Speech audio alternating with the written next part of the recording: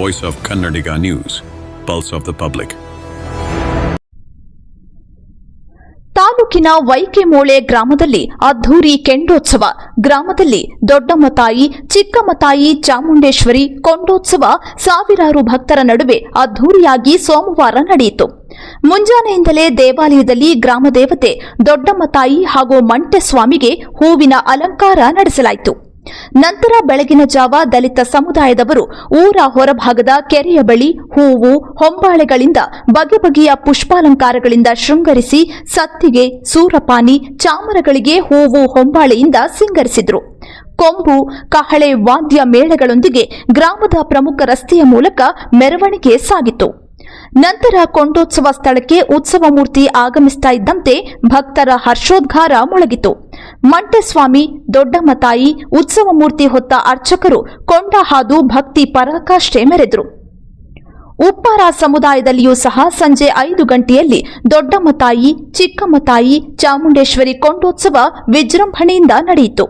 ಈ ಗ್ರಾಮದಲ್ಲಿ ಪ್ರತ್ಯೇಕವಾಗಿ ಒಂದೇ ದಿನ 2 ಕೊಂಡೋತ್ಸವ ನಡೆಯೋದು ಗ್ರಾಮದ ವಿಶೇಷವಾಗಿದೆ. ಒಟ್ಟಾರೆಯಾಗಿ 2 ಕೊಂಡೋತ್ಸವವು ಸಾವಿರಾರು ಭಕ್ತರ ಸಮ್ಮುಖದಲ್ಲಿ ವಿಜೃಂಭಣೆಯಿಂದ ನಡೆಯಿತು.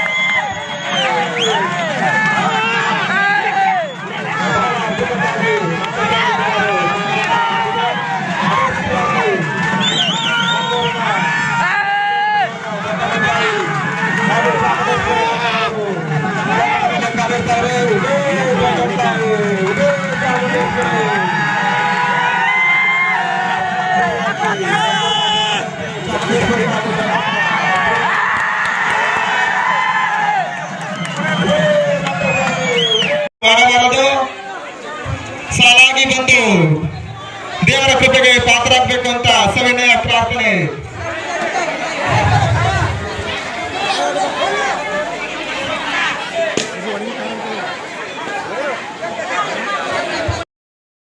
ಸ್ಥಳದಲ್ಲಿ ಸಿಪಿಐ ಶ್ರೀಕಾಂತ್ ಹಾಗೂ ಪಿಎಸ್ಐ ತಾಜುದ್ದೀನ್ ರವರು ಹಾಗೂ ಯಳಂದೂರು ಪೊಲೀಸ್ ಇಲಾಖೆಯು 2 ಕೊಂಡೋತ್ಸವಕ್ಕೂ ಸೂಕ್ತ ಬಂದೋಬಸ್ತ್ ನೀಡಿದರು.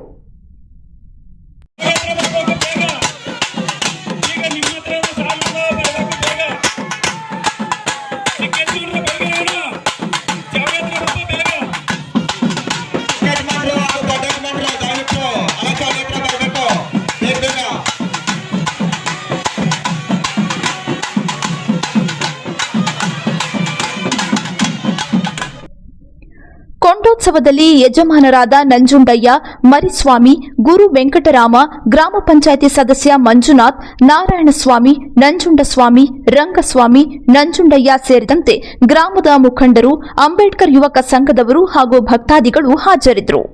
ವರದಿ Anil Kumar Gulipura, voice of Kannadiga news, Chamarajanagar ಜಿಲ್ಲೆ, ಯಳಂದೂರು.